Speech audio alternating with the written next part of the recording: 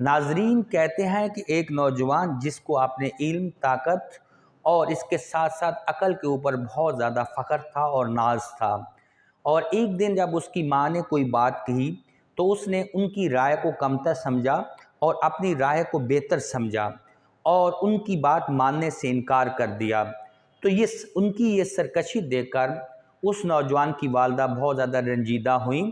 اور بہت زیادہ افسوس کیا۔ ماں نے اپنے بیٹے سے مخاطب ہو کر کہا، تجھے اپنی عقل اور طاقت پر بہت زیادہ ناز ہے، لیکن تو ہمیشہ ایسے نہیں تھا۔ یہ کہہ کر اس کی ماں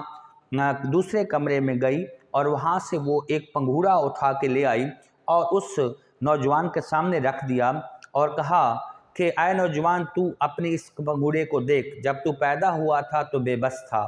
تو اپنے ہاتھ سے اپنے چہرے سے مکھی بھی نہیں اڑا سکتا تھا اور نہ ہی تو اپنی کروٹ بدل سکتا تھا، اور تو بے حس اور لاچار اس پنگھوڑے کے اندر پڑا رہتا تھا۔ ماں نے مزید کہا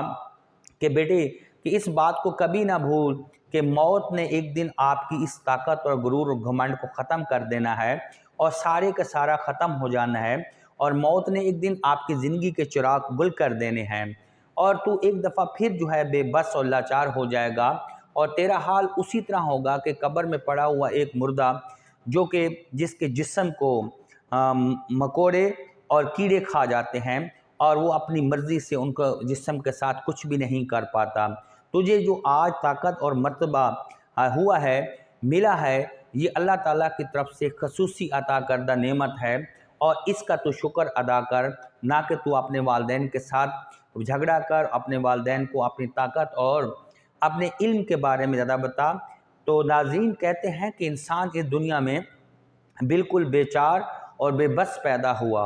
اور اسی طرح جو ہے اس دنیا سے جب جائے گا تو لاچار اور بے بس جائے گا۔ لیکن اس درمیان کی زندگی میں جب انسان کو طاقت ملتی ہے، در حقیقت وہ ہماری آزمائش ہوتی ہے، اور اللہ تعالیٰ ہمیں طاقت دے کر آزماتا ہے کہ آپ اپنی طاقت کو کس طرح استعمال کرتے ہیں، اور طاقت کا استعمال کرنے کا وے کیا ہے۔ کیا آپ کی طاقت اچھی اور پازیٹیو وے میں ہو رہی ہے یا لوگوں کی تباہی اور برے کاموں میں ہو رہی ہے؟ تو یہ ہمارے پر بھی انحصار کرتا ہے، یہ ہم پہ ہی ڈیپینڈ کرتا ہے کہ ہم نے اپنی طاقت، اپنے علم، اپنے قلم اور اپنی سوچ اور بصیرت کو کس طرح استعمال کرنا ہے۔ اللہ نے ہمیں یہ سب کچھ عطا کیا ہے، تو ہمیں اس زندگی کے اس اسپین آف لائف میں ہم نے اپنی طاقت کو صحیح معنوں میں یوز کرنا ہے، اور اپنے بڑوں کی، اپنے والدین کی، اور جتنے بھی ہمارے آباء و اجداد ہیں، جتنے بھی بڑے ہیں، ان کے عزت و احترام کرنا ہے،